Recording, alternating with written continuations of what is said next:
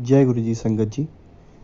Holi celebration with गुरु जी के second episode में आप सभी का हार्दिक स्वागत है। गुरु जी के किसी भी सत्संग या किसी भी फंक्शन में सेवादारों के द्वारा की गई मेहनत की एक छोटी सी झलक आप सभी को दिखा रहा हूँ। किसी भी आयोजन में कई दिनों की, कई घंटों की मेहनत होती है सेवादारों के द्वारा। तो इसीलिए आप सभी से मेरी गुजारिश है कि आप कभी भी किसी भी सत्संग में या गुरुजी के किसी भी फंक्शन में या इवन अपनी जनरल लाइफ में भी आप अगर कहीं भी किसी भी कार्य में जाएं शामिल होने के लिए, सम्मिलित होने के लिए, तो वहाँ उन सेवादारों की या जो उस फंक्शन को ऑर्गेनाइज कर रहे हैं उनकी हौसला अफजाई में 2 शब्द ज़रूर कहें। उन्हें अच्छा लगेगा, उन्हें प्रेरणा मिलेगी और अधिक मेहनत करने की। गुरुजी के आदेश से सुबह 6:30 बजे उन्हें भोग लगना था, क्योंकि उसके बाद उन्हें मंदिर में पूजा करनी थी। एक तरफ होली में आने वाली संगत के लिए खिचड़ी प्रसाद बन रहा था, वहीं दूसरी तरफ गुरुजी के भोग के लिए अचारी आलू और पूरियां बनाई जा रही थी।